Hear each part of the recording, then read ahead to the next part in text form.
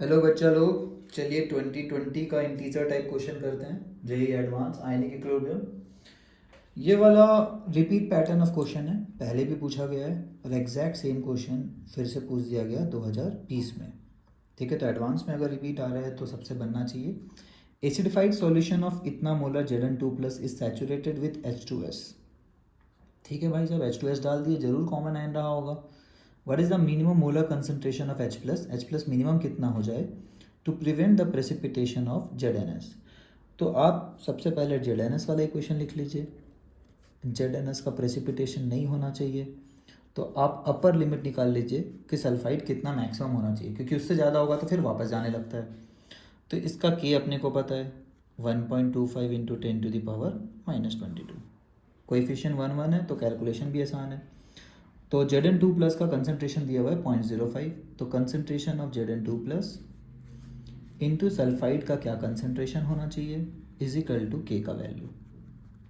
ठीक है, यहाँ से एकदम अपर लिमिट पता चलेगा कि मैक्सिमम एस कितना रहेगा कि ये इक्विलिब्रियम में एकदम है। ठीक है, लेकिन एस बढ़ा देंगे तो ये बैकवर्ड फेवर करने लगेगा, तो पीपीटी प्रेसिपिटेट दिखने लगेगा ZnS का।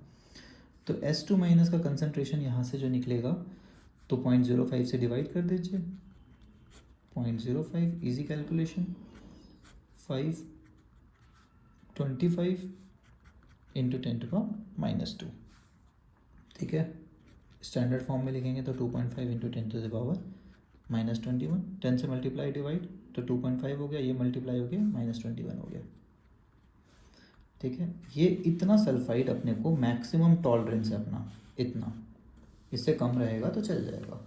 अब H2S टूटेगा तो सल्फर बनाएगा, 2 बार H प्लस, एक सल्फाइड, और H plus is saturated with 0.1 molar of H2S है। H2S का कंसनट्रेशन 0.1 है और सैचुरेट किया है मतलब 0.1। देखिए H2S का जो है 10⁻⁻21 है ना, 2 बार में टूटता है वैसे ये, एक बार एक H प्लस देगा फिर दूसरा, ओवरऑल रिएक्शन यही होगा। तो जो ओवरऑल के है वो यही होगा के नेट, तो डायरेक्ट दिया हुआ इस बार के नेट। एक PYQ ऐसा था जिसमें K1 K2 दिया हुआ था, के नेट अपने को इस रिएक्शन का उन दोनों को मल्टीप्लाई करके निकालना था।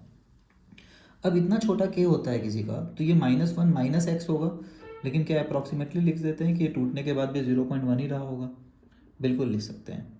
ठीक है, H प्लस तो पीएच ही निकालना है अपने को, molar concentration of H plus निकालना है, पीएच भी नहीं, मोलर कंसंट्रेशन, पीएच पूछता तो भी निकाल लेते हैं क्योंकि H प्लस पता चल गया तो पीएच पता चल जाएगा। तो molar concentration of H plus अपने को x बोल देते हैं और क्या ही कर सकते हैं। ठीक है, और ये जो है वो मैक्सिमम कितना ले सकते हैं अपना, इतना। तो यहाँ से मिनिमम ये आएगा। ठीक है, कि मिनिमम ये कितना हो सकता है, उससे ज़्यादा ये हो सकता है, क्योंकि उससे ज़्यादा अगर ये हुआ तो ये घटेगा क्योंकि दोनों का प्रोडक्ट कांस्टेंट होता है ना।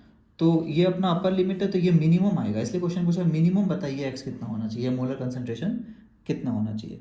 ठीक है, तो यहाँ से दिख रहा है एक्स या फिर H प्लस का कंसंट्रेशन का whole square into 2.5 into 10⁻⁻21 equal to K, इसका के कितना दिया हुआ है 10⁻⁻21, है ना। अच्छा, नंबर्स अच्छे अगेन, तो काफ़ी कम बार ऐसा होता है कि नंबर इतने अच्छे होते हैं सब्जेक्टिव वाले पार्ट में खासकर।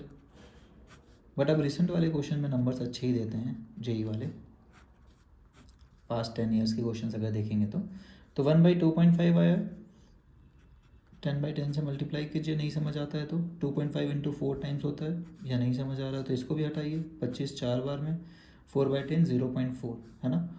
0.4 को एक्स स्क्वायर आया। ठीक है, तो एक्स कितना होगा,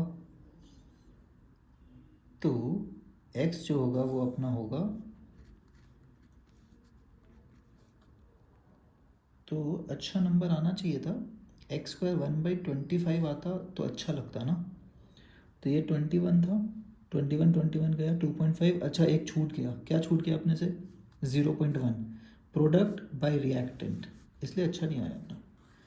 तो 0.1 से मल्टीप्लाई करेंगे, अब अच्छा आ रहा है, तो 4/100 आ रहा है ना, ये 0.1 से 10 बचा, अब बहुत ही अच्छा नंबर आया, x इक्वल टू 2/10 0.2। तो मिनिमम कंसंट्रेशन कितना होना चाहिए 0.2 होना चाहिए। ठीक है, यही अपना आंसर है। क्लियर। ओके, आई होप समझ आया होगा। चलिए बाय एवरीवन।